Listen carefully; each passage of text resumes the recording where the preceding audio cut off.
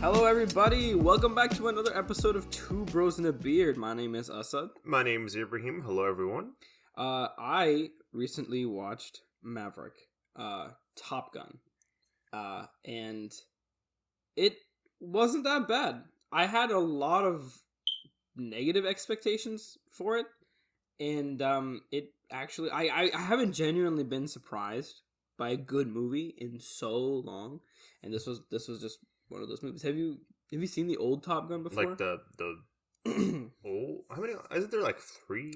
There's only one that I know of, and it had. Am I going crazy? Or like in total, like three or something. Like in the 90s. Yeah, the older one. I haven't seen the older one. Tom Cruise. But I thought there was a new one. Am I going crazy? I think I'm going crazy. I think there's only just one before this one. Let me actually look it up, just because like I feel like I've seen one, but like not the old one. If that makes any sense. Check. Just because. Okay, hold on. Top Gun, that's Maverick. I'm looking at. Oh, I guess it's just two. It feels like it's been around for a lot longer. There would be more, no? Yeah. I guess not. Nope. Top Gun 1986, Top Gun Maverick 2022. I'm going crazy. Never mind. Then I have not seen either. Okay. Well then, I might have seen like clippets of the first one, like the older one, but I have not seen a full movie of it. I did not watch the older one, but this movie, with even having not seen that one, it's still really, really good. I had a conversation, I think, with one of our friends a couple months ago where we were talking about like how difficult plane movies are because they're so boring for people who don't understand planes. But this movie managed to be very, very fun and interesting to watch, even if you didn't know anything about planes, just because of, I guess, the characters and then the way they were explaining things and also the sound. It's also Tom Cruise. So it's also Tom Cruise. You know, Tom Cruise can put a hurting. I don't know if it's something about like we were the only tickets we could get were like the front row. I don't know if it's something about us being that close to the screen, but the boom and everything, it was like probably the loudest movie I've ever watched. And I was like thinking, how the hell does the theater next to us not hear all of this? Because this is so loud. It's so loud. But like everything, every boom, every time they break the sound barrier, every explosion, it's just awesome. You feel the G's. It's really cool. I feel like sitting in a movie theater and watching certain movies like that, like where there's jets or like spaceships or something like that, in a movie theater, it's worth it. Just because like you said, like you hear the boom, you're like dying from sound. But if you're gonna watch it like at home, you might not get as the same like reaction. Like, if you watch certain movies like that at home, it's going to be like 2D instead of like the big, like, boom, boom. No, I absolutely agree. Usually, I don't agree with the, this new, like, propaganda from, like, movies where they're like, you need to experience it in the IMAX theater, 3D. in the most expensive room we have in this building. Yeah. Trust us. But this movie actually was so much better for being in XD. So much better for being on that bigger screen. Yeah. Well, actually, okay. Maybe not the screen size, but the sound. That's what the sound was good. When you feel like you're getting punched in the face from how fast this jet flies past someone, that is when it's like really worth it. And again, this is coming from a guy not interested in planes, never really watched any of the Maverick movies, but this movie was still like actually a compelling movie, which was phenomenal. Have you ever been to those 4D theaters? The ones where you like smell and like water or whatever. Yeah, I think I went to one for Spy Kids a long time ago. I went to one a long time ago, but it was for the Polar Express, and it was like in like a little. It was awesome. In the like Nutsberry Farms or something like in California. It was it wasn't even a full movie. It was like half the movie. It was like the good parts. And bro, let me tell you, I was like, as a kid, I was like, this is the weirdest thing on earth, but now I'm like, oh, okay, sounds lit. Like, I'm down to go again. At least for once. I'd love to sit in a chair and have someone with a spray bottle. The thing is, like, when I went as a kid, I did not know, like, what they meant. I thought they would give us hot chocolate because there's a hot chocolate scene, but there's no hot chocolate scene. Aww. But, like, when I sat down, I'm like, why is there speakers in the back of, like, the guy in front of me, like, his seat? Like, why is there speakers in the back of his head? Oh, that's where the water comes out. Oh, okay, cool. Now that makes sense. Why are we here again, Mom? Hello, Mom. The movie's starting. Shh. Okay. You know how like at museums and stuff they also have something like this, like Kind of, yeah. nature experiences in those like theaters they have. Mm-hmm. I've been to one of those. That was amazing. One of like the best of these that I've ever had was I forgot. I think it's a museum in Chicago or something. It's like an observatory, but it's basically like this super big natural science museum, and then in the middle is an arboretum. Right. Where there's like actual birds. And on the side in their theater, they had a dome amphitheater. Or whatever you call it. I think there was a word. But basically the movie theater, the screen was a dome. Oh. And the seats would go like all the way back. What the? And what I was watching was a space documentary. And it was the most beautiful thing. To see that on a curved dome screen, like literally like I was looking into the sky. And the sky was moving. It was so pretty. I want to go back and do that because that was like one of the best museum experiences in my life. Bro, we should do an episode of museums. I love museums. I haven't been to them. I've been to like the same museum, but like 9 different times. Have you never gone to like out of state museums? You've only been to like this. The only out of state museum I went to, Perot. No, like out of state museums was a history kind of like museum, whatever. I guess all history. I guess all museums are history. Anyway, a museum. That's a good point. Yeah, I said it. I was like, wait, history are all museums just some form of history? Yeah, hold on. Unless like the Perot technically isn't too much of history. It's more like science. Well, it's split. Yeah, and it's split. And even then, science is just like it's documenting previous science, so it's like but it's also like history. But they also have like the really weird things like the earthquake simulator. That's not history. It is because it's supposed to replicate how the older earthquakes were. Is it? It's supposed to give you a feel of like I forget the name, but the when people were in those earthquakes in California and stuff, like the level of magnitude for their houses and everything. I guess I don't know, but anyway, the only there's an argument out of state museum I kind of went to was in Turkey. Well, that's like out of state. Yeah, that's like out of state, and it was a shoot. This one was history, 100%. But the only thing I actually remember from that museum was. It was kind of like the dome thing you were talking about, except instead of like being like a projector or whatever, it was paintings like on the roof or the ceiling of like a war. And so it just tells like on like the ceiling, just like the storyline, and you're seeing a guy like falling off the castle because it was painted on there, and like the next guy getting jumped by a horse, and like there was the tour guide with us who's saying. It was kind of like directing us, like, as you look here, you see that how the Sultan did this, and this, and this, and when then this happens. But, like, it's kind of really cool, like, the visual. I don't know why it was on their, like, ceiling. But it was on the ceiling, and you're kind of looking, and you're like, oh, okay. And the room was kind of small. I think it might have been a dome now that I think about it. I went, like, 2016, something like that, a long time ago. And it was just super cool just to see, like, that's how they decided to portray it. On a ceiling and painting... And have a very small room where only like the one tour group can go at a time.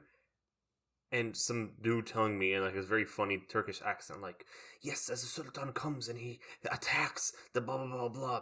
Do you see the man just dying? But he's fighting for his country. And I'm like, wow, I'm here for it. Yeah, tell me more. You want to write my bibliography? Yeah, that sounds really cool. Yeah, it was actually pretty cool. That's the only thing I remember from that trip. There's a lot of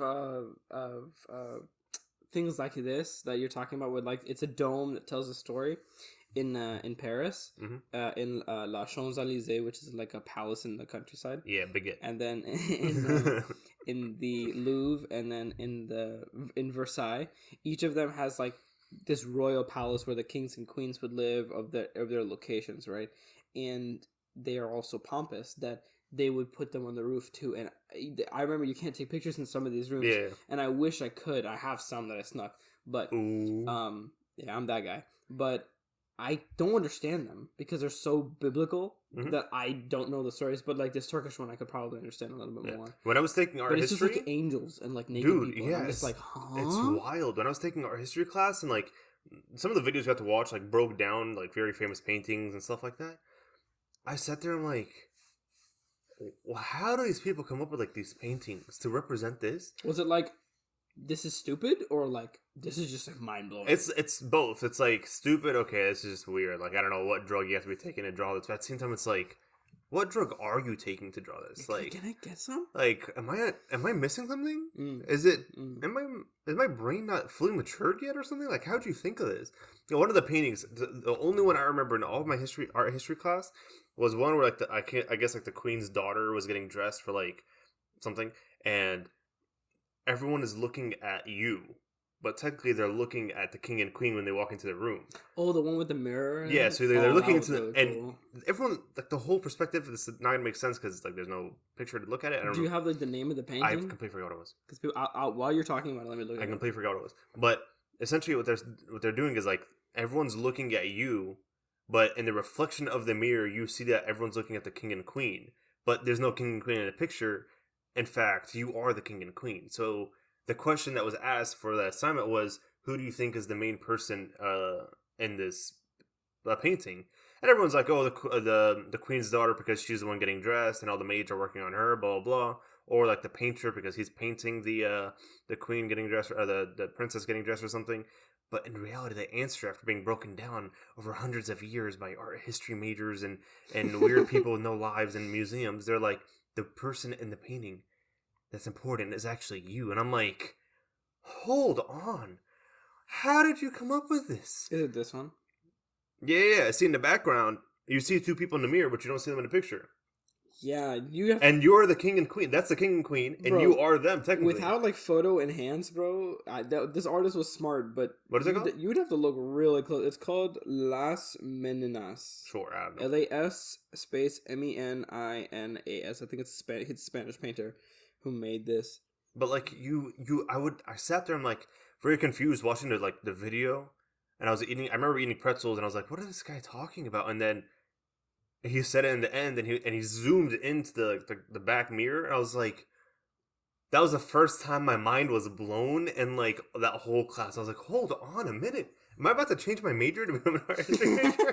This was fascinating. Hold on. It was just crazy. Like, people back then, their art and, like, the way they put it on the roof, and they're like, this is biblical because this is and this. And when the two fingers touch and you really look at it, it's mind and matter.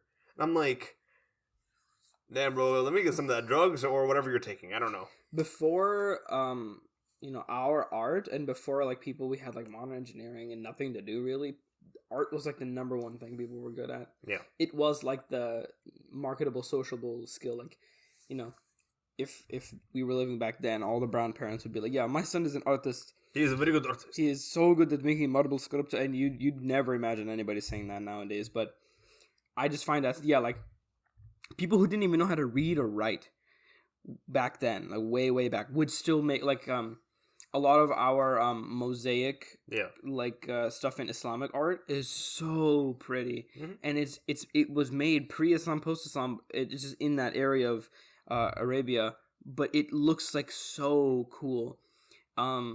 Like, different cultures that have, like, very basic pictorial art, but they put it together to look so cool. Pots and everything from, like, Egypt and, like, Roman times, and how, like, every little thing they would just try to add art because that's all they could. They didn't have time for that. That's so much time. I remember learning, like, in order to become, like, a good, like, famous artist back then, like, a long time ago, you can start off doing, like, little art here and there, blah blah, and portraits, but eventually, in order to actually make it, most people, they have to work their way up to, like, doing some sort of portrait for, like, a duke or, like, a priest, or, like, working for a priest or something, like, getting hired. That's how they made it up there. Like, they had to, like, get to some sort of, like, official person, or, like, I guess, like, I don't know if you want to call it a priest, like, part of, like, the official people, but, like, some priests or, like, popes or something would be like, yeah, we need a mural for our church, and then they're like, okay, let's see what you got, and then you show them what you got, a little whatever you want to call it. And then maybe they get hired. And then eventually their name goes one person to another person down to WhatsApp hold line. And then next thing you know, you're, like, working for the queen. So, like, I remember that's how, maybe I'm wrong, but that's what I learned. Yeah. I just can't imagine, like, a society where I'm just the guy who makes pots in the village and everybody's like, this guy right here, yeah, he's lit. My homie, bro. He's lit. I got all my pot from him. For all those good He my dealer. When I send food with you guys in my to-go box, he makes those boxes, bro, out of clay, man. Yeah, I know that guy. Clay. Yeah. He used to live with me. He used to sleep on my couch. I know. And now it's just like, oh, you want to buy my thing on Etsy? It's $5, please. Dude, I saw a really cool painting the other day. I was like, oh, by some high schooler or something like that in like Canada. I was like, oh, this is really cool. It was on TikTok. I was like, let me go to her like her website, see like how much it is. Maybe I'll buy it. Who knows? I go on there and like I'm changing like the currency from like Canadian dollar to like American whatever, and it was like, you're selling your painting for $1,000, like USD. How? Why? Huh? And it already says like sold out. So like people are buying your paintings for thousands of dollars. Who are you? Maybe that's why normal people hate artists now, because they started charging rich people prices. Yeah, for all of their really nice art. I was like, wow. Okay, so I'm just gonna screenshot this and send it to like Walmart to put it on the canvas. I don't know what else to say. That's basically my philosophy with NFTs. Yeah, just screenshot. It's not in the hexagonal box of the clip art. You can't actually save it because it's not an NFT. You don't have the license property in the metadata of the file, so you don't actually own the file. Yeah. Did you watch any interesting movies or anything? Maverick was my pick, and that was the movie. I watched a movie called Our Father. It's a Netflix original made in 2022. Oh yeah.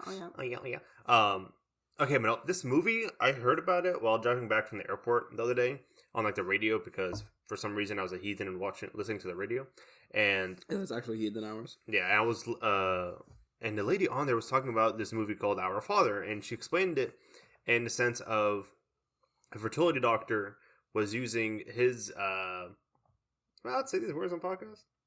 He was using his seed. He was using his DNA. I feel like we're allowed to say these words. He was using his biological material. We just can't say the actual word, but we can get very close. But I feel like it's a scientific word, so we can say it. F it, bro. He was using his sperm instead of like donor. Yeah, sperms. That's the good word. Yeah. I'm not gonna say the other stuff. Yeah. He was using his sperm instead of donor sperms to like work on like fertility. Anyone who like wants, what are they called? Fertility. I was trying to get help. Yeah, whoever wants like a fertility doctor like to conceive.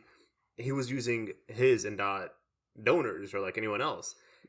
And the movie was about, it's kind of like a documentary. The movie was essentially people starting to figure out like, why is this happening? How is this happening? How do I have 100 siblings? Because the story starts off with like one of the, I guess now we call her like a lady. One of the ladies in there, she was like, oh, I wonder why my like mom and dad and family are all like brunettes and like dark eyes, and I'm a blondie with blue eyes. So she took like a 23andMe, and then she saw she had like 7 half siblings, and eventually became 8, and then 12, and then 15, and she goes, huh?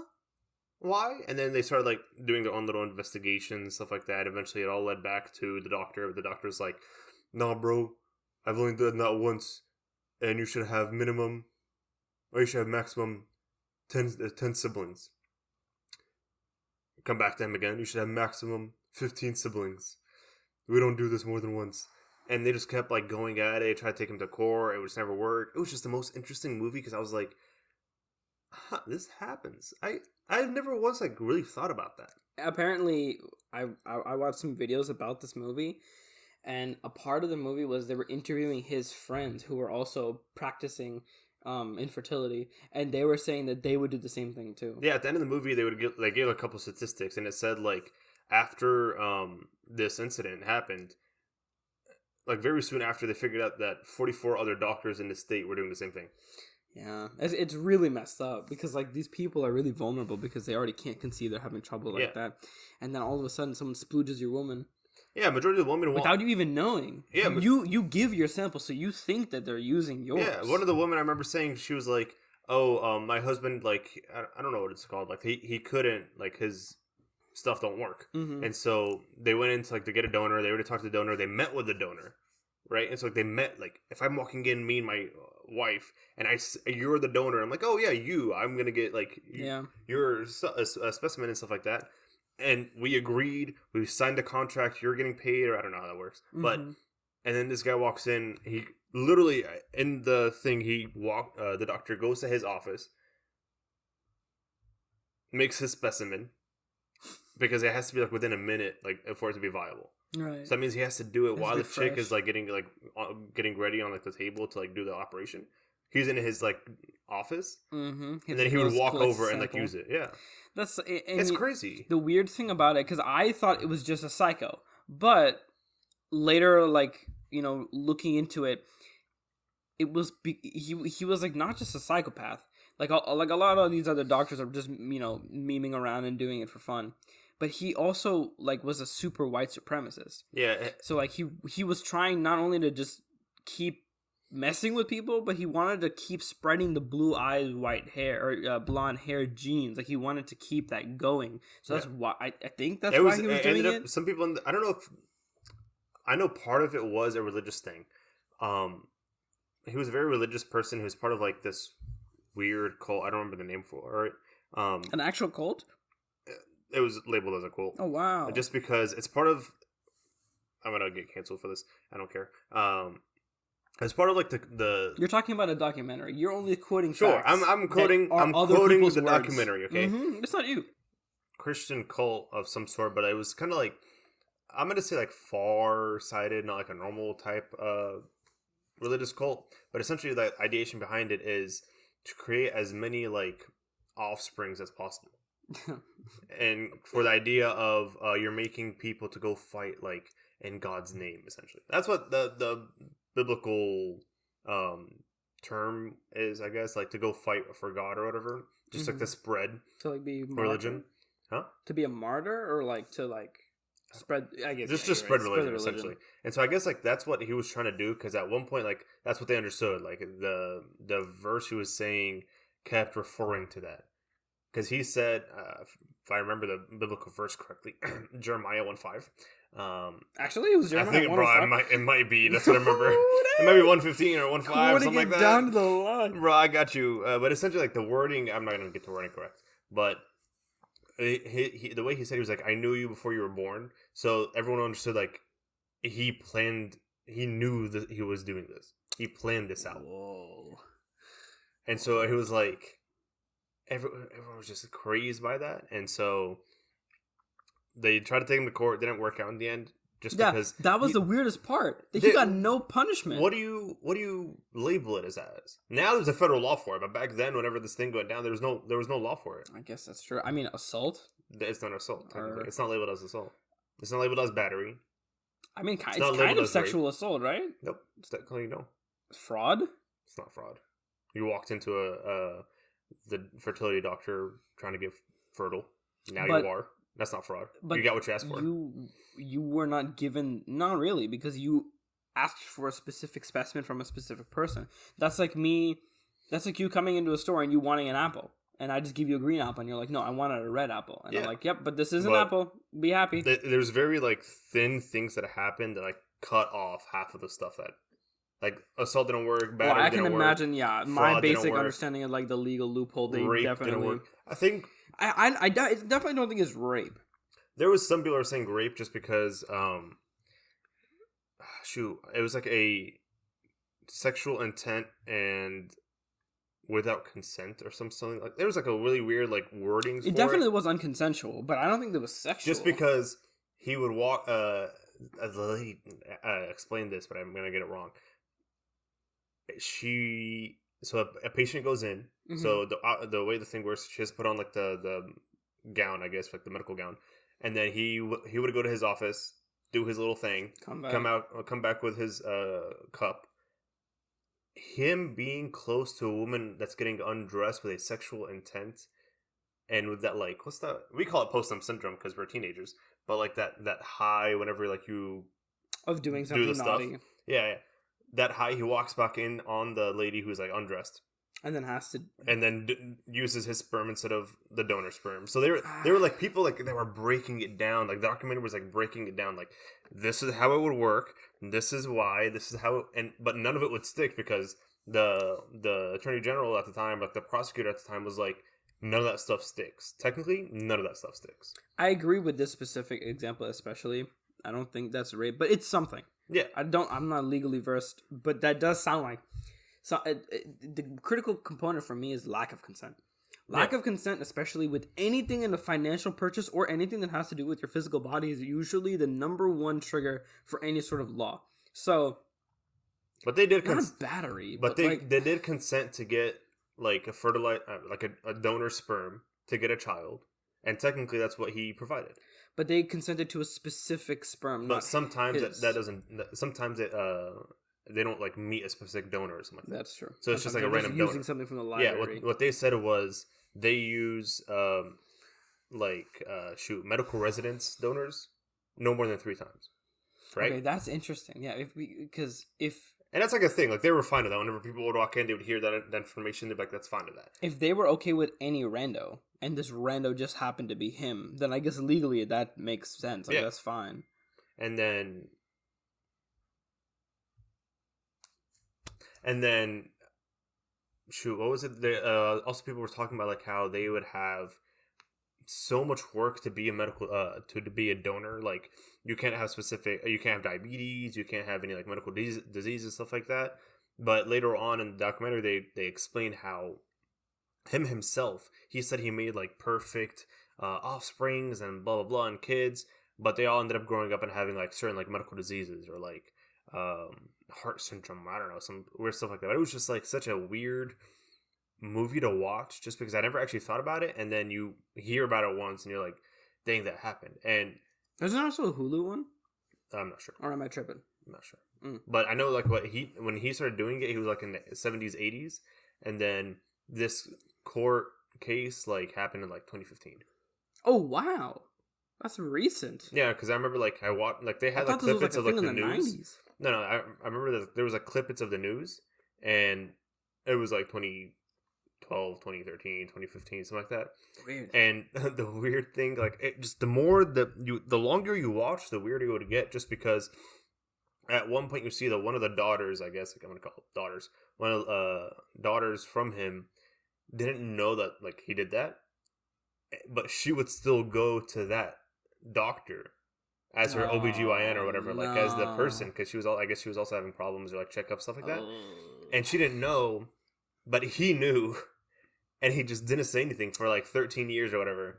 And she had her children, she had everything, and like she was like, so you're technically related to me, but I don't know this, and you're just seeing me naked like this. It's so weird. Everyone's like had an issue with it, and his partner didn't know he was doing this either, and he was just like, it was just crazy. I was like, this is wild. Imagine being out there actually generating siblings, just being like, yes, yeah, like every single time I want to create more siblings. Every single time, like someone would go on like 23andMe or Ancestry.com or whatever, they would just be like, oh, I have 15, 16, 17, 18, 19 siblings. That doesn't make sense to me because I didn't think that many people used Ancestry.com. So the chances they didn't, all of these people at one point used it was on the news.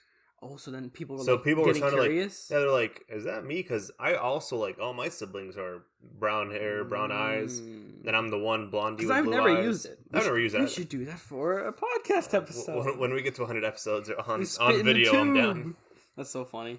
And we it would be more funny on video for sure. But like it's just weird and crazy. That's a messed up movie, man. Yeah, it was interesting. Like, and in the end, they said he ended up having like 94 kids and counting. Jeez Louise! Not even. I thought you were joking when you said like 100. No, I'm serious. He had 94 kids and counting. Oh my god, he splooged so many people. Like it's crazy, man. God. Speaking of trials, well, you like that? You like that? Something else. Speaking of Amber lost. Amber Heard lost. Amber lost. It's crazy. Jack Sparrow always wins. I think we talked about this 2 episodes ago or 1 episode ago. I'm not sure, but yeah. But that's just crazy. Yeah. What was the thing? What was the tweet that you saw? Oh, there was a tweet I saw that was really weird, but it was essentially like quoting the Pirates of the Caribbean movie, and they were like, this was the day that you almost caught Captain Jack Sparrow, and like it was like I'm not gonna lie, that's pretty good. That's pretty good. That's I fire, like that. dude. I like that. Yeah. I mean, especially as the case went on, like my jaw just kept dropping. But especially when a lot of the evidence that Amber was turning out turned out to be like doctored or fake. I was like, that's it. That's the linchpin. Yeah. Because any valid claims that she had to any genuine abuse that she might have had are out the window now. Because she manufactured evidence to make Johnny look that way. I think it was when her friends came over with the wine and the cops had come over previously and nothing had happened. But I think that's just horrible. Yeah. And so I think she got one count of defamation out of the 3 that she was asking for, and Johnny got all 3. So she got $2 million, and he got $15 million. But then obviously legal fees and everything else, it'll chip away. Someone said $50 million. I don't know about 50. Somewhere along the line, someone said 50, and I was like, huh? From the headlines I've read, those are my numbers, but I could be. I remember hearing the 15 thing, but I thought that was it, and then later on, I don't know if like someone said something or not, it was correct or not, but I heard 50 at one point. I was like, bless your heart. That would be crazy because she's bankrupt. already she's already broke. Bankrupt. So to splooge that much more, sorry for my usage of splooge so much, but to take that much money from her would be like insane. She'd be mega broke. Her lawyer came out on in an interview, was like, yeah, there's no way she's gonna be able to pay all that. Her lawyer sucked anyway. Her lawyer was horrible, dude. Her legal team was. I don't know. Maybe it's just because she was the losing side, or maybe because she was the one that public opinion was not, and so that's affecting my perception of her lawyers. But I genuinely think there were some goofs in the way that her lawyers were. Did you see the what was it called? The expert witness who was talking about Pirates of the Caribbean? Yeah. That's when I was like, okay, any trust that I had in their ability to present evidence is just gone now. And he also reverted everything he said. He was like, oh no, I'm sorry, I didn't mean that, because they were actually calling him on his BS, and they're like, why are you saying this? And he was like, JK, please forgive me, I'm sorry. I watched all the movies. I know exactly who this guy is. I didn't even have to watch all of the trials. After I watched a good 3/4 of all of them, and then they had that little 2-week break, and I didn't catch back up.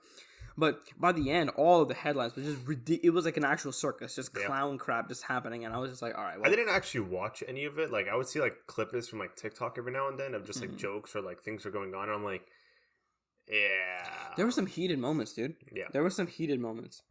When Amber was describing a particular altercation she had with Johnny and a bottle. You'll probably see clips of this on TikTok. But it was a very intense, but also a very intentionally descriptive take that she was giving. Mm-hmm. And I was half oh my god, but then also I was but why is she doing this? She's trying really hard. She's trying to sell it. And there were those moments with the lawyers that they were arguing and constantly having to go up to the stand. There were entertaining parts, I will say. And the most fun thing was watching someone else react to it and then putting that on while I did something else. So it was 3 layers into not listening really. But I could tune in when I needed to participate. And then I listened to the actual juicy bits. I love how much it got reacted and streamed. I know if I ever open up Twitch, it's just 6 people watching it at once. On my the little timeline, whatever, for you page, whatever you want to call it. There's always someone watching it, and then after people will go play games with her, but it's always being streamed. It launched a bunch of people's channels as well. There were people who did not have record views, even though they were successful channels, and that the coverage of the trial alone peaked their viewership for the month, so they had to keep going. And that was very interesting to me. That was the hottest thing. Everybody had their own person to watch for this thing, and they were getting mad views. For all of their viewers, which is kind of crazy to me. I don't know, bro. That was weird. Yeah, but there's petitions about who they're gonna replace her with in Aquaman. Oh yeah, I was like, I don't know. I don't think they will. I think they are gonna still keep her in the movie. There's a lot of petitions. There's a lot of movements. There's I saw one today that there was a couple hundreds of thousands petitions for someone else. I'm wow. I want to see. I mean, a lot of women, even if they don't necessarily agree with the way Amber was going about, are still she still stood for something that was important. And so in that way, she has a lot of supporters left still. Yeah. So I don't know why would they reverse the decision on a movie that's already in production? That would be kind of a waste of money too. How do I say this? People are picky. People are picky. People are cancel culture. People are weird. People are willing to get Johnny out of everything if there's a word against him. So maybe they'll do the same thing to her now that she's being... That is true. They did the same thing to him. Yeah. A while back. So if they're doing it to him, they probably will do it to her. I don't know how much job she's going to end up working at some weird fast food or something. I don't know. She's gonna need to make the money back. Walk into a McDonald's and she's like wearing a mask so people don't recognize him. She's like, "Hey, what can I do? Take your order." Hi, can I get your order? Okay, you wanted a double and okay. Objection. Sorry. Okay. Sorry. Leading. I mean, You wanted what now? You wanted a milkshake? Okay. Compound. Oh, sorry. Is that your dog? Did it get stung by a bee? Did it actually get stung by a bee? Yeah, that was the most question. Bro, that was the most question I've seen on TikTok. Did her dog actually get stung by a bee? Oh man, that's such a meme. That's hilarious. Well, I mean, as we're gearing up for summer, one big thing that I'm thinking about a lot. I wonder if you are too. Is vacations, but kind of along the line of vacations is how you get there. Mm-hmm. So We're about to take you on a whole trip, bro. I'm about to pick up my mom from the airport right now. We always have to drop people off and pick them up. I've went to the airport in the past, I'm going to say 2 weeks, more times than I have in the past year. No way. Actually? I went and dropped off people, picked up people, dropped off people, How dropped many do you off think? people. What's your kill count? Went and dropped off 1, 2, picked up 3, picked up 4, 5, maybe 6. No way! That's insane! And I'm just like... That is a record high. Who got gas money? Who am I charging? For real? So all of these, are you going to like the international airport or are you going to the local airport? No, this is all like DFW. Oh man, so you're going all the way out there. I'm going all... Bro, at one point, I wasn't driving man. my sister, when she was leaving with her husband to go to like her vacation trip, they came and picked me up from like my house because they have like the car seat in the back of the car, and they're like, when you pick us up, we're still gonna need the car seat for the child, so like, why don't you just drive the car back? And I'm like, perfect, I don't have to waste my gas. And then I remembered I don't even have enough gas for me to even drive my car to the airport. Bro, the other day, morning of, I filled up my gas, full tank, perfect. I was on the last 2 like lines, full tank, right? I drive to the airport, pick up the people, come back, drop them off at home, get to my house. Almost a little over a quarter of my tank is gone. No way! Just from one trip to the airport? Yeah, and I'm like, how? What? Gas is nasty these days, bro.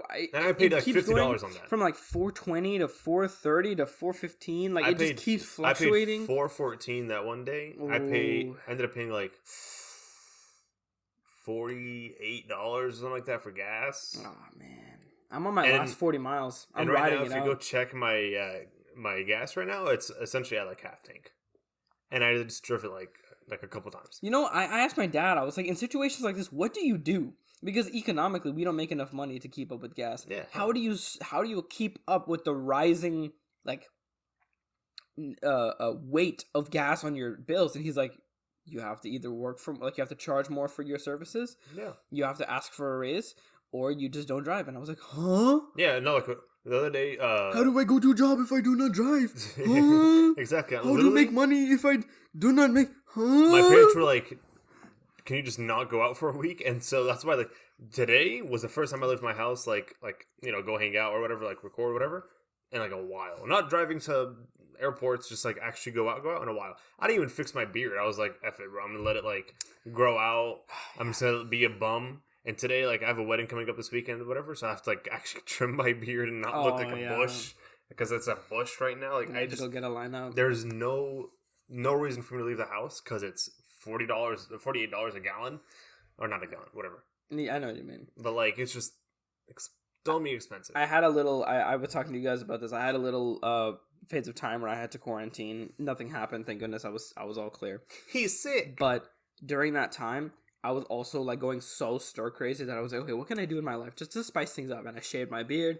I took as many showers as I could. I walked outside a lot. I was sitting in my room a lot, and I was just like, this is what purgatory feels like. Yeah. This is like, I don't remember the pandemic in the beginning being that bad, but I swear to God that 5 days that I was just stuck inside was the worst of my entire. I was just rolling around on the floor, making up crap to do in my head. I was just like, yeah, but what if I was like Tiny Tina's Wonderland, and I was like shooting guns at people, and then all of a sudden the dragon flew through the room, and then you get on Amazon and like spend 20 minutes on there and be like, the one thing that I didn't have is Amazon, because my dad's like dealing with some fraud right now in his account, so everything is frozen. So I can't even get all the stuff that I didn't mean to get, which I don't spend a lot of money at it, but I've had like a buildup of stuff that I needed to get. Retail therapy. And And like the air conditioning was just pissing me off. My sheets were pissing me off. My clothes were making me mad. Why? Okay, one thing I hate is like wearing the same clothes all day. Mm-hmm. So for me, I feel really productive if I just change my clothes, if I'm not in my pajamas all day. But the annoying thing is when you're not leaving your house or your bedroom, you feel kind of stupid changing your clothes just to change your clothes. Yeah. So I didn't change my clothes because I was like, logically, this doesn't make any sense. But then I felt really bad, and then I was like, what am I gonna do? Well, and then I was just in this loop, and I was like, just feeling bad, and it sucked. But and now that you're out, now that I'm out, I feel great. But I've also been dropping off and picking up a lot of people from the airport. Not nearly 6. I think like maybe 3. Right. But it's still a lot. And I can expressly say I hate the airport. For no Muslim reasons or cultural reasons. I just hate the airport. We'll get into that part later. But then yes, adding all of that together, you'll understand. Nobody knows how to drive to the airport. That's my biggest thing. That's the beginning of the process. I was just going to say, where's the beginning of the process? Yeah, exactly. Driving to the airport freaking sucks, dude. People, like, leave all of their morals on the toll booth before they get to the airport. Yeah, they're like, where do I drop off my luggage? When they get their toll ticket, they just put it on the counter and they just zoom. And by the time that you get to the airport, I've seen ruthless people, like, cut people off, park, like, sideways just to open their trunk to fill up another lane. And it's the most, like, egregious form of driving. I've never understood it. I don't know what people think. I understand if you're like, you're in a rush. You have to go catch your flight. I understand that. But I've been picking up people more than I've, like, dropping off people. I know you're not in a rush. This guy just got off his plane. What are you in a rush for? To get back home? To sleep? Dog, he's not even outside. What? Leave the person. Stop driving like an idiot. How early do you or your family typically leave for flights? Because that kind of dictates the way you get in and all of the traffic and everything. If it's like an international flight, my family tries to be out like, I think the closest we've ever been to our flight was 2 hours. Okay, so you're still pretty diligent. Yeah, but like most of the time, I remember like when we flew to like Egypt a couple years ago, we were like in the airport 3.5 hours out before. Oh my god. And I was like, why? They're like, because we have to get through customs, and I don't know this, and then there's this. And I was like, bro, I am too young and sleepy to deal with all this. Yo, bro, I'm asleep. Especially international flights, because sometimes they're like at 5 a.m. I feel that, bro. You're just like, man, I just want to be unconscious right now. Bro, my sister's flying back in from her trip, and I have to pick her up. Her flight gets, like, back here at 4:30 a.m. Yummy. We pulling an all-nighter, boy. Yummy. We love those. So I'm like, I hate you. Couldn't you not have like thought about when you're gonna fly back? I think my family, we like to be 2 hours early, especially everything. Right. But we're never 2 hours early. We're always like 30 minutes before our flight, which I like. Right. Because that means I don't have to sit there as often. Yeah. But for them, they're like, and they have genuine concerns. I think before the Patriot Act happened, and before 9/11 and all of the airport security stuff. Before you were born? Before I was born. Because all of the airport was a lot more free and a lot more, how do you say, less fascist, people would have more variables that would randomly make them stop because everything wasn't streamlined. So our parents' concerns of going that early kind of made sense. Yeah. But nowadays, that's only ever happened like twice, where security was randomly long or something. I guess 30 minutes before their flight always has been like long lines in TSA and everything. But usually 1 hour, it's not that bad. Yeah. And I just don't understand, like, what do you do when you get there? For me, I'm doing the same thing I would do on the plane, except I'm not comfortable. I'm just sitting there with all my bags, freaking my neck pillow, all my brothers around me, all was huddled in one of those little chairs in the gate, and we're just sitting there. And I'm just watching Netflix or something I've downloaded, trying to pass the time. That's what you do. You sit there and you either like go get food or like a drink or something like that. You sit at your gate and you waste time until the flight starts. Every time my family's at the airport and we want to go eat some food, we like basically, because of like halal eating restriction and all that stuff, it's extra like a game where we just look around and we're just like, okay, where do we want to spend a lot of money to eat not a lot of food? I remember we ate at an Olive Garden one time at an airport in New York, and it was really good because it's Olive Garden, but it was like so expensive. Yeah. And my dad was like, he like bit his lip when he looked at the bill, and I was like, Dad, listen, man, we can split it up if you want. We can, give it back. I can throw up. I can say I found a cockroach in my drink. I'm sure they'll take a refund of some kind, right? And I don't think I've ever like properly eaten in an airport since. All my go-to whenever I go to an airport, especially if it's like a 5 a.m. or something, is I just go to McDonald's, wherever it is, and I'll just get like an egg and cheese sandwich because it's like the best breakfast if you didn't eat breakfast. I usually don't like eat when I go to like an airport. Like if I have like a layover or like I'm gonna be there for a while, sure, I'll get like a sandwich of some sort. I don't get like a big meal, but I'll get like a sandwich or like a drink. But most of the time, I get like a Sprite or something for no actual reason, just because like I feel like it's become a tradition to get a Sprite. But like most of the time, is airport Sprite popping? No, it's just the same Sprite as everyone else gets. It's like the bottle with the green. It's closed. It's not even like it's spicy a little the bit. Mexican Sprite. Nah, it's a little bit fizzy, but like nah, it's just normal. Okay, well. But like I try not to eat just because I know for a fact the line is gonna be long, and it's gonna be expensive. That is true. Our airport lines for food always are long. Right. I don't think a lot of people want to eat the food. I went to California a couple months ago. The line for a Whataburger in the airport, dude, it was to the back of the airport. Like I was like, I'm certainly not hungry anymore. Man, yeah, whoever decided to turn the like gate right after TSA into a mall, they were big brain because they like 5x the revenue of an airport. Oh, one of the flights back from like that same California trip. We stopped at the airport in Arizona. No, in Austin. Same thing. A whatever S. A location. Yeah. That airport, smaller, not a big deal. It's like it looks like just a strip of building. It has so many restaurants. I was like, where do I eat, bro? Do I go get a little bit of this and a little bit of that? Nope, money. We're going to this one place where they had taco. Dude, it was expensive, but it was kind of good. There was like a little taco bowl I got from this place. Tacos. Taco bowl with like shredded brisket on it. Ooh, that was good. Anyway, but you know one thing I've always wanted to do that I just never have been able to. Huh? You know the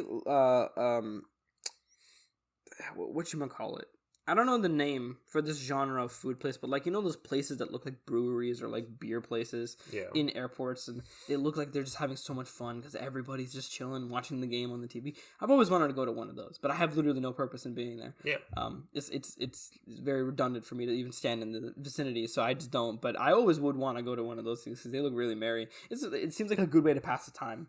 At least, you get to watch sports, you get to sit in a bar, eat some food that makes you really thirsty, drink a bunch of liquid that quenches the thirst, cycle continues, and you just wait. Instead of having to just sit there in a really uncomfy chair in front of a bunch people at airports don't get me started. I understand their anxiety. I really do. Trust me. But at the same time, God, man, people at airports are like on the swivel all day long. It's so weird. I made eye contact with the guy in front of me when we were boarding the plane, and he gave me like "I will murder you if you take my window seat" vibes, and I was like, "Oh my god!" Yeah, and everybody will like look at people and then look at me away immediately, and I'm also like that. I'm not gonna cap, but I don't do it sus like they do it. They look like they like have an earpiece and they're like, yeah, I got the target. He's right here, sir. He's sitting in the I got the target. 4, this is the coordinates. F4. Launch the airstrike. And I'm always just like, dog, chill, man. Like, what's going on? Like hey, bro. But I have met cool people at the airport. I've met a couple cool people at airports, and I swear, airports. People at airports, whenever they're cool or they're hot or they're pretty or they're nice or whatever, it's like. It's so sad that we will part ways after this, and I'll never ever see you ever again. Mm-hmm. Like we were destined to say goodbye. Crazy, bro. I swear, every now and then I go to an airport and I'm like, I lock eyes with a girl and I'm like, is she the one? She's sitting at gate. Oh, she's going to Utah. God, no. Then I find one on my flight and I'm like, do I actually go talk to her? She's cute. Mm-hmm. Who are you again? There was this one time, I don't remember now because it's been so long, but my dad was sitting next to this girl on a flight, and my mom and my brothers were in another set of seats. Me, him, and this girl were there, and he was talking to her, and she was like 27 or something. Right. I can't remember how old she was. All I know is she was way too old for me. But she was really pretty. And my dad was like talking really, because he's a salesman, he knows how to talk to people. So he was talking, and all of a sudden my dad's like, hey, meet my son. And then I start talking to her, and then my dad's like, hey, why don't y'all keep talking, because he had to go deal with something with my mom. So he switched seats with me, so he was on the aisle talking to my mom, and I was talking to this girl. And I think I was going through some like relationship stuff in my elementary school phase. I think this might have been around then. So I was asking her, I was like, how do you talk to girls? And I asked her like so many questions because I was like, you're a girl. Perfect. You're a girl. So, you're a girl. And by the way, you're what? So I kept asking her like these stupidly embarrassing questions and stuff that I had to just get off my chest. Weird, like corny movie stuff, right? Oh God. And she probably thought I was just like some cute dumb kid, right? Yeah. But at the end of the flight, she gave me her number and she was like, "Text me whenever you want. Anytime you have a question, just let me know." And I did. I think I texted her a couple times afterward because I was like, "Hey." Do you still have her number? Yeah, I think I do, but I don't remember her name. So finding her in my contacts book is gonna suck. Bro, I don't care what you have for next week. You are sitting there and going through every single number, dude. She could until be you like find her, and then you text her thousands back. of Fatimas, or she could be like that, Jennifer. Bro. F that, bro. You're gonna find her. You're gonna text her, and be like, "Hey, I don't think you remember me. My name is blah blah blah. We met a long time ago. Blah blah blah blah. I want you to know that I have a girlfriend and I used your I gotta let her know that I won." And you're like, you're like, I don't know if you're still in Texas or not, but I would love to meet up and thank you. Coffee, something like dinner, whatever it is. I want to thank you for the advice. She's I probably became gonna a be better like, man. Who are you? Huh? I have a boyfriend and 2 kids. Can you stop talking to me? There's a random number. Probably at this stage, because she was like 20-ish. I think she wasn't my age. She was definitely you like, were in elementary school, bro. Because I remember she was like imagine like Jessica Alba. Oh, okay, or I'll imagine that all day. Adria Aruja. Sure. The one from Morbius. Oh, okay. But she had not a lot of piercing, but she had like, the cool ones. Uh-huh. And she was wearing like a pink tank top. Oh, you remember this? Like a not a pink, like red pink. And not a thin one, a very like more covered one, not in a weird way, but like it was no spaghetti strap. And I think it was like she was wearing the fit was she was wearing like a little cardigan, not a cardigan, like jacket. Like pimp people wear like the fuzzy thing. I don't know what that's called, but she was wearing like a fuzzy jacket that looked like that because she was wearing a tank top, and she looked 27. I'd say with all of that information combined, she would probably be like 27 or something. So right now, she'd probably be married with a kid. 22? Okay, listen, as a kid, you think everyone's old. This was mid-2000s, though, so think about that. Fit back then mean that you were older. You wouldn't... As a kid, didn't wear that. Your idea of 27-year-olds, you actually don't know how old a person is, okay? You think she's like 27, she ends up being like 18, because you think her babysitter's 85, and she's actually like 14. Well, there's a lot of variables. She was a flyer, so she was 22. She's middle of college flying by herself. Did she say she was in the middle of college? I guess. No, but if she's 22, then she would be college age... flying by herself, which is nowadays that's more common, but I don't remember back in the day. I think she had a boyfriend because she was telling me all this advice relative to something, probably. Maybe you never know. Bro, go find her number, bro.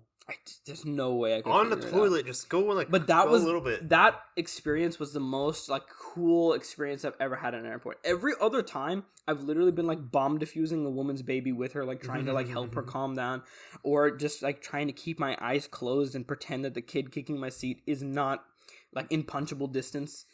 I've never wanted to like actually physically harm a person more than when they kick my seat when I'm unconscious. If I'm conscious, I can deal with it. It's like a free massage. Yeah. But when I'm unconscious, oh my god. They wake up, knock the baby out, go back to sleep. Ibrahim, I could do a backflip over those seats, freaking bop the kid on the top of the head, and then just walk back to my seat. His parents probably wouldn't care. They would probably thank me. Be like, thank you for hitting our son. Be like, please, man, we needed that. You want to do that? You want to do that again? I'll put like a 15-minute timer. Just I'll go to the bathroom. Act like nothing happened. No, I won't see nothing. I don't mind how to say. I don't know what happened. You know that actually happens. Every person who I've tutored, they're like, dude, if you need to like yell at my kid, go for it. Like if you need to like I'm like, low key, I tell them, I'm like, that's not my job. I'm only here to teach them. And they're like, yeah, but like if you need to, just do it. Just yell at them. I feel like a lot of parents are too scared of doing all this stuff to their kids, so they're like, if you want to do it, you go ahead, because I pay you, and you're not going to be here all the time, so if you're a target... They're not going to have trauma from you, they're going to have trauma from their parents, so if you do it to them... But, little flex... They don't have to pay for therapy. If my students could give me an award, all of them have given me the best human being in the world award. How old are they? 7, 9, 7... So, like, that means something. I'm the best human. The parents exist, and they still said I was the best human, because... Never mind. Ride your horse, buddy. Ride your horse. Okay, what else is on airports? So you're waiting in your gate. You get to your gate. You lock eyes with a beautiful stranger. I remember this chick. She flying back from California. The arm of her handbag was not going down, and she was like so annoyed. She called her boyfriend. Her boyfriend couldn't help. As soon as I saw she had a boyfriend, I'm like, I'm not helping you. Simple. I'm not helping you. You deal with it by yourself. But there was a whole hockey team flying back with us from hockey Austin. Team. Yeah. What the? They like high school hockey or something like that, and they were all like trying to help her like push her like her baggage down, like her little handle down, and I was like, I'm gonna be honest, you're gonna have to hit it with something a lot stronger. And she turns around and looks at me, and I'm like, you're gonna have to hit it with something a lot stronger than just our jock boys over here. And Ibrahim rolls up his sleeves. And you need an engineer. No, bro. As I was sitting there saying that, I was sipping my Sprite, and I was like, that's not gonna work. Sip. With my one AirPod in, I'm like, that's not gonna work, by the way. She goes, what? Why? I'm like, well, you see, according to the law of thermodynamics, whenever that button gets, the little buttons on the side of your, like, the little handles, you gotta push the metal button in, then it goes down, and each little click, click, click. I was like, yeah, the left one is stuck, but it's under the fabric. You can't push that in. There's no button for you to so you're gonna have to either hit it really hard, or deal with it. I don't know. And so what she did was she turned her suitcase upside down and hit it on the floor really hard. What a smarty. And then it went in. I'm like, what a smarty. I was like, good night. And she goes, oh my god, thank you so much. Dude, propose on the spot. I would propose on the spot. That's so smart. The thing is, like, a whole hockey team and they couldn't figure that out. She was different. She was not like other girls. She might have been like 24. How old would you have been? 17, 18 at the time? No, this was like a couple months ago. Oh, what? Recent? Yeah. Never mind, dude. Shoot. She was 25. Shoot your shot, dude. Max, oldest. Just like slip. She had a boyfriend. Little piece of paper, like, hey man, I'm the guy who fixed your handle. By the way. Like, hey, by the way, baby girl. Just remember. No. Just keep me in the back. You know that you do the Drake. You're like, hey ma, I'm here for you if you ever need me. And literally, like, I went like onto the plane later. I didn't see, she disappeared for a little bit. I went on the plane. You're slacking. And later on, like, I see her sitting down, and she looked a lot like more at ease, because like now, like she was stressed for like 30 minutes about her like baggage. Because like, to be honest, I was like, why was her baggage like messed up? It was really weird. I don't know what happened to her, but we got on the plane. I see her like a lot more relaxed, and I just like I nodded at her. She nodded back at me. I was like, in my head, it's like a movie. I started playing a movie in my head. I was like, and they never see each other again. Dun, dun, dun, dun. And you let her go. The next 35-minute flight, or the last time they'll ever see each other. And as the plane lands, that is it. They part their separate ways like Paul Walker and Vin Diesel, and they never meet again. And you let her go. And she gets picked up by her boyfriend, and Ibrahim goes home and cries himself to sleep, being single all over again. Oh man, that's an interesting airport experience. Yeah. That's an interesting airport experience. Bro, like, it's just like the random like things like that I'm like, those are the good experiences. Bad experiences, bro, I ain't gonna talk about. Have you ever been to an airport with dogs in it? Yeah, I had like a dog like sitting like the lady had like a service dog in front of me. Oh no, I mean like it was an initiative that happened a couple years ago where they were like, tension and stress in the airport is already so high, so they said a way to minimize that is they have like stress dogs in the airport that you can just go and pet. Supposedly they have that in like certain high schools as well. Yes. And colleges. I wonder why. But no. Now that's the thing in airports. I've only seen like 2. But I really wish they would bring them back because they're hella cute. Yeah, that's interesting. I've also seen like service dogs. I remember there was a service dog on one of my flights. He jumped. Like, the flight was like not like too packed. The lady next to her, there was like an empty seat, so the dog would jump on the seat, and then every now and then like look behind you. That's sick. And I look behind him, and like it'll like stare at me. And I'm like, "Hi, doggy. What's up, bro? That's sick, dude. What's up, bro?" My mom was asleep next to me, and I was like, "Hey, bro. What you want to do, huh? Blink, blink." And I was having a staring contest with the dog. There was one time I had a similar situation. I was sitting in an aisle, and across from me in the other aisle was a woman, and her service dog was like laying right in the front where like you put your bag under the seat in front of you. And it was just so cute because I was like, man, I want that. I want a dog I can take everywhere with me. I want a companion. Yeah, I want love. Anyway, call the chick. She'll find you. She'll tell you how to find a dog. She's probably a genius right now. I don't know, bro. But I think the one thing that scared me the most when I was a kid about planes was I thought that the animals were just sitting in cages in the like storage part of the plane. That's what I saw in movies. Just like sliding around in there. Yeah. No, they're strapped in there pretty good. Like they're in a spot. I just didn't think that. So every time my mom, our parents' excuses for pets, how many they give, and the one is like, "What are we gonna do when we take them on a flight?" And I was like, "What? We're taking them on a plane?" And they're like, "Yeah, if we take them on a plane, they're just gonna be sitting in the back flying around." And I was like, "No, we can't do that." The anti-gravity they're just floating in the back of the Honestly, some cats can actually do that, bro. Cats can defy the laws of physics, so I can't. It's not out of the realm of imagination that they always land on their feet. Start doing a Morbius in the back of the car. Yeah. What's it called? I was gonna say something, but I forgot. All their airport experiences. Oh, one time. Okay, let's talk about the TSA stuff. Okay, one time when I was going through security, I went. Everything was fine. Everything was going good. I put all my crap in the thing, in the X-ray, and then I went into the metal detector. But it wasn't the normal one. I had to go to the heavy duty one just because of luck. The other one is full. Luck, right? And that's what we're gonna call that. In the heavy duty metal detector, they caught something on me, and they said that there are like metal particles on my hands. I knew that morning I had a nosebleed, one of the worst, and my hands probably it was just the iron in my blood, right? Some of it was trace enough because it was a thick bleed that they found it. I tried explaining this to her, and she was like, all right. But she, like, swabbed she put, like, toothpaste or something on my hand, like, some toothpaste thing, not actual toothpaste. And then she swabbed that. She put that in, like, a freaking scanner, bro. They have, like, all of CSI back there. Yeah. And then, after, like, 20 extra minutes, which is, I guess, something my parents, they're right, I guess, that is something that can happen. After 20 minutes of waiting, they let me go. And I, the entire time, was just thinking, this is how I disappear. This is how they pull me off the grid, and this is how I'll never see my family again. No one will ever find me metal ever again. On the hands, and then all of a sudden I'm shaved bald in like a room with my eyelids taped open, and they're like, okay, where did you see Al-Qaeda? And I'm like, I don't know what you're talking about. Tell me where they is. Where's my doll? Where's they? So that experience really freaked me out. I guess, does this happen to your mom as well? I don't know if she's got like jewelry she can't take off. But my mom has like very tight bangles and stuff that don't come off the wrist anymore. My mom knows like to take those off or like to not wear those to the airport. How does she even take them off? My mom can't take them off. I mean, no, like the big like golden circle. Unless like she like butters her hand the night before. Like the metal circles essentially. Like, yeah, bangles. Yeah. I don't know what they call in Arabic. But... I don't know what they're called. Yeah. My mom doesn't really wear those anymore. And like certain rings. She used to wear the bangle things like years ago when I was a child, but I don't think she wears them anymore. Sometimes she'll like wear like a ring or like a very easy clasp looking bracelet, but like she rarely ever wears like bracelets anymore. And so it's kind of like what do I get my mother for Mother's Day if she doesn't even wear jewelry anymore? But yeah, like my siblings and like stuff like that, like my sisters, they stopped wearing. They know not to wear that makes more sense. Because our parents came from a generation where that jewelry was just on. It's just always on. You go to sleep with it, you wake up with it, use it. So bathroom, that makes shower sense.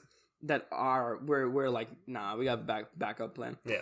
One of my friends, she's a brown girl, has been randomly searched every single time she's been to the airport in the last 6 years.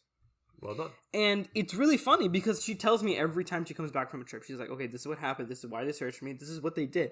And I'm like, it never makes sense. Not one time has it ever made sense. And how can one person, like another one of my friends with the same thing happens, she is hijabi, and then this one is not. But I think it's just a statistic because they're brown, somewhat Muslim-looking, and are women, that they have more compartments. So they love randomly searching them. And I'm always so confused because I'm like, I never get random searched. I am a Muslim man. Yeah, I am like the prime terrorist target or demographic. Why don't you search me? But I guess it makes sense because the women also wear the bombs a lot. I had a cousin who... I literally processed in my head. I was like, "What are you saying again?" It makes sense because we talk about this with our families. Yeah. But to people who aren't part of the conversation, you and I can joke about this. It doesn't make sense because that's not a concern for their daily lives. But anyway, go ahead. On that same note of explosions, I had a cousin who Guys, I put my drink down and it just straight up started sliding. It's sliding again. It's sliding and it's sliding and it's sliding. Oh! The gin is here, bro. Oh no! That's why the AC's been being weird. It don't fall off. Okay.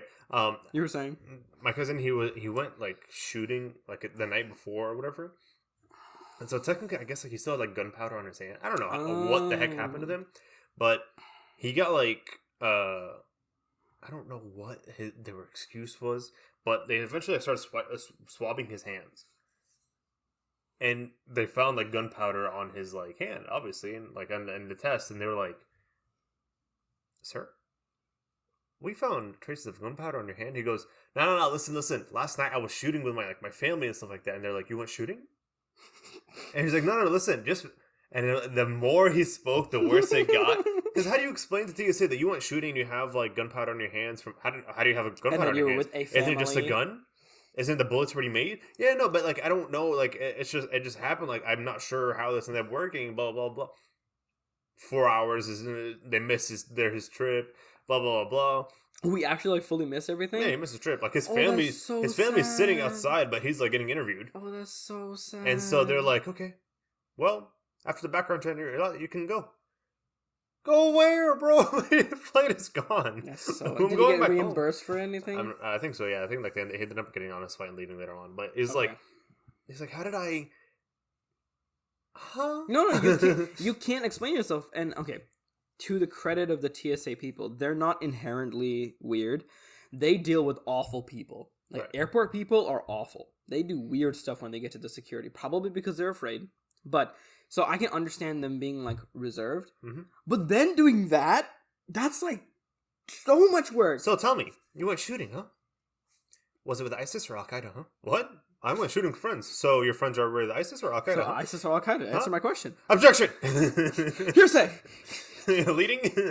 I think but okay, there have been times like I watched this video where like people found freaking ninja stars in people's suitcases. I was actually about to say that. A woman that like had like pictures. A whole bomb thing, like what's that called? Thermite on her like rib or something. There was a video of a guy. He wrapped his stomach, right? It's like after you go through the scan, everyone's like, "Why did he wrap his stomach?" They took him to the back room, whatever, and they started unwrapping like his stomach and like the whatever. He's like, "No, bro, I got a tattoo under there." And the security guard's like, TSA guard's like, mad smart. You got a tattoo on there? Mad smart. And you got, and you know, tattoos usually put like the plastic wrap, like they put like the kitchen thing. This guy put like the heavy duty, like I just broke my leg, like cast stuff on his stomach, right? And they're like, oh, so why'd your tattoo parlor artist put this instead? I don't know, bro. I ain't no tattoo artist, bro. He just someone wrapped myself with this, bro. Don't mess up my tattoo. He goes, you know what? Take off your shirt real quick for me. So he took off his shirt. They're looking at his quote-unquote tattoo.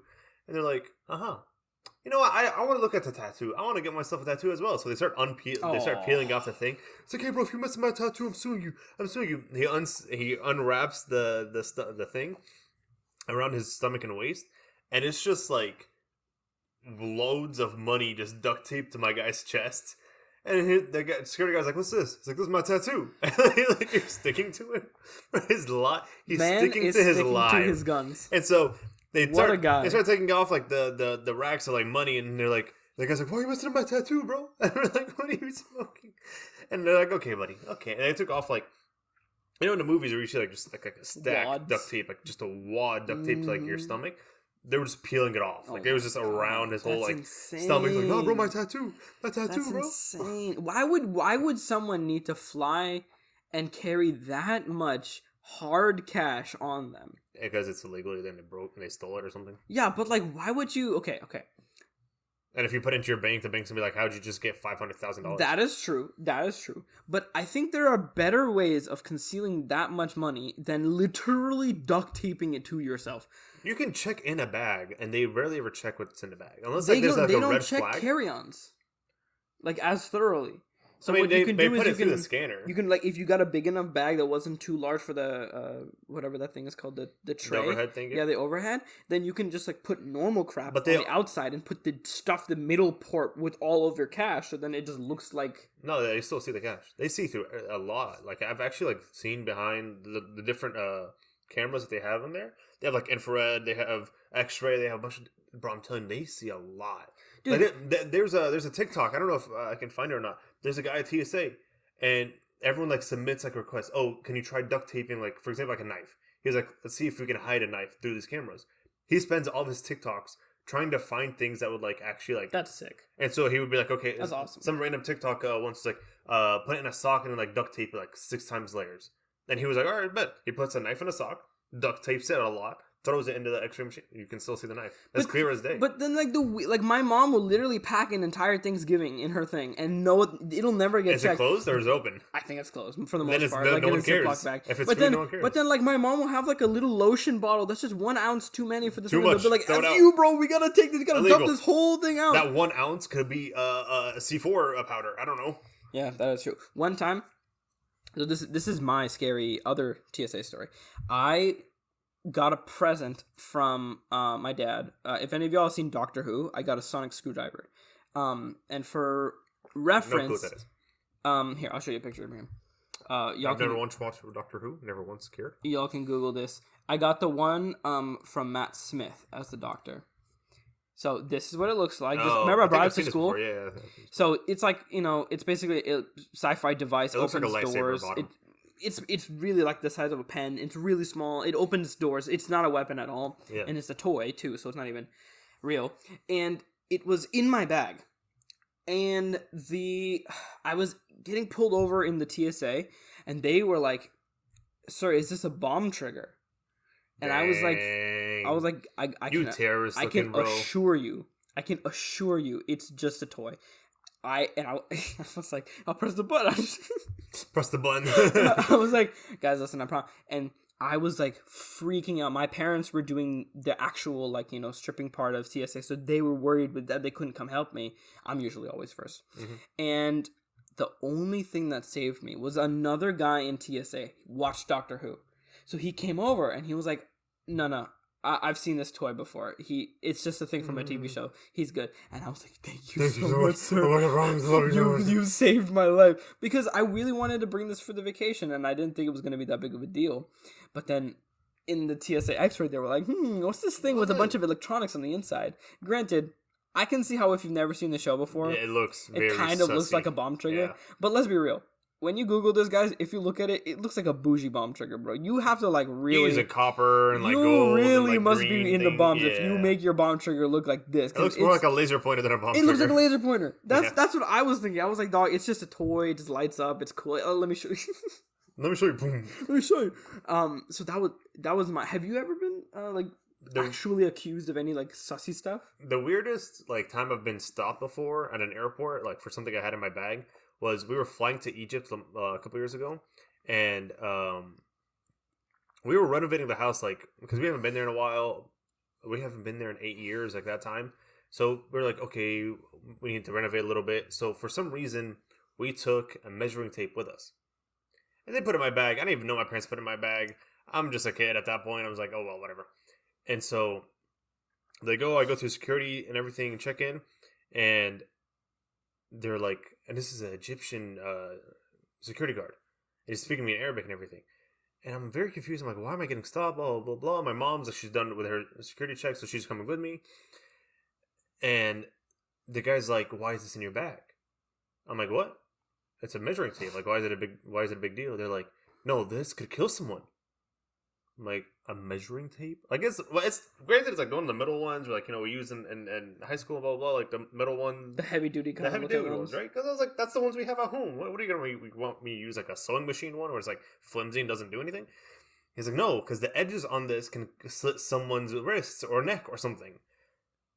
I looked at him and I was like, have you ever slit your finger with a measuring tape? He's like, no, but you can. I literally had it in my hand. I tried cutting myself. I'm like, how? I literally started cutting my hand with a measuring tape. I was like, how, bro? How? And he's like, no, you can't take it. My mom was like... He was still gung-ho, even though you, demonstrated it to him? And his manager's boss came. My mom was like, this is the dumbest thing on earth. It's literally measuring tape. And, my dad finished his CSA. Everyone in my family finished. We come, and this guy's arguing with my parents. And my dad was like... Y'all are on, bro. Keep it. We don't go buy another one for like less than $5, bro. Keep it. Y'all are idiots. And my mom was like, she was like, she turned back around like in a movie. And she's like, she said something in Arabic. I think she was pretty much like cussing out or something. She's like, you're an idiot. And she just kept walking. I'm like, see, this is all because no one told me that. This is in my bag. But like, it was like the randomest thing I've ever gotten stopped for. That is really weird. Imagine have you ever cut yourself with like a measuring tape, like the ones heavy duty metal ones? I can understand his concern because it does seem like it can, but like that's just. But I don't think I've ever practically hurt myself. I started cutting myself with the thing and I didn't cut myself. Like I tried. We messed around with them a lot in school, and I've never once. And I don't think I've ever actually. Yeah, I don't think I've actually done it. If anything, I'll just sit on like the airplane and be like, "Ooh, 9 inches," but that's it. Like.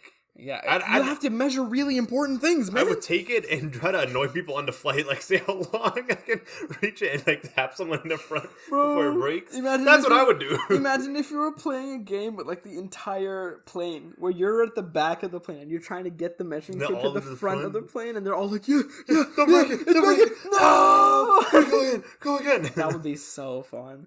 That's what I would do. I've seen planes like that where like the announcer guy is really cool, and all the people are like actually kind of fun. So like the whole plane can like enjoy like something. There's a video that like went really that blew up of like a guy doing the whole like announcement thing before takeoff in like Disney voices, or like Goofy or something like that. That's sick. And it was like the funniest thing on earth. I was like, hey, why can I have something like that, bro? I know my guys are always like, "Oh no,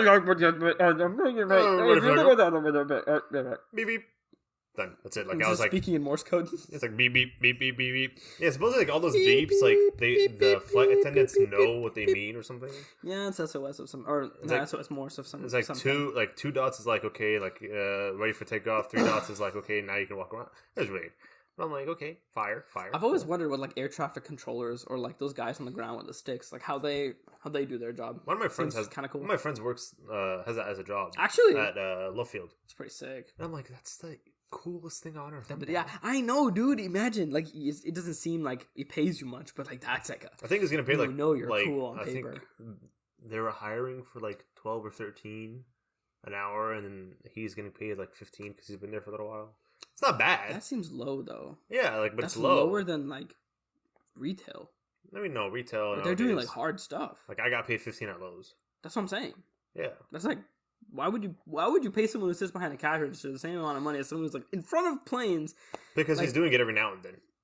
Yeah, I guess maybe that's. He's not unloading like luggage. He's just like beep lights X. Okay, turn off. I'll let you go. Bye. I see. Well, it's not like too much of the work, I guess. I don't know. I see. A flight attendant though, I want to be a flight attendant. If I did online school, I'd probably be a flight attendant. If planes did not if moving objects did not F with my motion sickness, I would have loved to be a flight attendant, bro. I would have been a freaking sick flight attendant. Yeah. Except it's also so claustrophobic. Like American Airlines, their lanes are like so tiny, like those little carts that they've got. Oh, I would get so frustrated. Yeah. Actually, maybe not. Have you ever been to the cabin on the top? No. I really want to try someday. It seems really cool. Maybe, yeah. But the biggest, like, bougiest looking airplane I've ever been on was like an Emirates one. But it wasn't like the really like cool bougie ones. It was just like a really big Emirates airplane. And I remember sitting there and I'm like, this is the height of luxury. This is it right here. Peak. And then I walked past first class on my way out and I'm like, this is the height of like, what the heck is this? This is dope. Oh my god, yeah. International flights, they remind you, you're like, oh yeah, this is not, oh man. This is not, what is this? My favorite airline ever, I might be getting this wrong, correct me guys if I am, but it's Virgin Airlines. And I think they're the purple one. I think it's red, isn't it? Whichever one's the purple one. I think it's Virgin, because I remember the name was some completely weird. But I remember their lanes are like huge. They have like really cool screens. Is it European? No, it was American for sure. Or like I got on the flight in America. Lufthansa. And they had like purple lights in the lane, and it was like a nice open space. There were TVs on the frontmost wall and the backmost wall. It was very arid. It was like airy. It was nice and circulated. It was just and the seats were really comfy. It was a really, really cool plane experience. And it's not as expensive as Virgin Airlines is this, right? Yeah. This is what I'm talking about. Bro, Emirates has this. With the purple lights and everything. Yeah, no, when I was on Emirates, they had this, and I was like, all the purple lights and stuff. I'm like, this is nice. I've never been on it. I don't think I've ever been on an Emirates flight. I think I've been like once or twice. I think this trip that I'm going to be taking in the summer, I might be on an Emirates at some point, so I'll check back with you guys. We'll do a bathroom review. Of the plane review. Plane review. Yo! Let me see. Emirates Airlines. Emirates Airlines was kind of like cool. Like it was such a vibe. It was like the food was also pretty good. Well, there's like gold. Yeah, there's like the goldish, khaki-ish flavor thing. Dude, those some cool airplane attendants, man. Yes, sir. Yes, sir. Yes, sir. I like the little like that. I like the little like white. I'd wear that, bro. That's such a sick hat. That's sick, bro. That's sick, dude. And then Turkish Airlines. I remember as a kid I used to go a lot on Lufthansa. Lufthansa, what's that? Lufthansa. Oh, Lufthansa. Lufts Tenza. Let me see if I can spell it correctly. Yeah. Lufthansa. Yeah, there it is. I don't know if I'm saying it correctly. Oops, not flights. I'm trying to look at the pictures. Lufthansa. Whoa! This looks like a private jet. But sick. Like, I haven't been on one of these flights in a long time. They used to give you like little like toys you can play with as like a little child or like things like that. But like I haven't been on one of these in a while. Bro, did you know that they named the first airplane after Bibi Fatima? Nope. That was like a big news on like Al Jazeera and everything. My mom was like, "Yo, they finally did it." I was like, "Okay." And she was like, "No, you don't understand how significant this is." And I was like, "This is big, be happy." I was like, "It's just a plane." And she was like, "Yeah, but it's like the name. It's like it's an airbase. It's like on the plane. It's so cool." And I was like, "Yeah, that's pretty cool, I guess." Dude, Turkish Airlines, Emirates, and Lufthansa almost have like the same logo. I'm pretty sure they have the same manufacturer and everything. Like, look at the logo, right, on the back of the plane. Yeah. Right, and then, and then, where's Lufthansa? Lufthansa. It's very close. Yeah. I guess the Middle East just likes birds for their planes. I mean, no, Lufthansa is German or like European of some sort. Oh, that actually also makes sense. Yeah. Okay, well, I think we can definitely talk about this for long, but I have somewhere to be. Yes. And I did not actually think we could talk about airports this long. There's definitely more on the list. So we'll make this a two-parter. You actually have to go to your airport. It back. Yeah, I also have to go to an airport. Yeah. So we'll bring this back and we'll talk about this next time. I hope you guys enjoyed. Please check out the Instagram. Check out the other podcasts if you want. Definitely let us know what you think and share with your friends, your family, your girlfriends, your mother, your international love life, the random chick you meet at an airport. Yeah.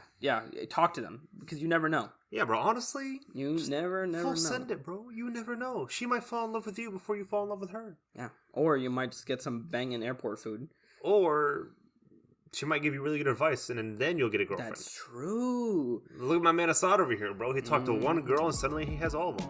Anyway, thank y'all for listening. All right, we'll see you in the next one. Ta-ta! Bye!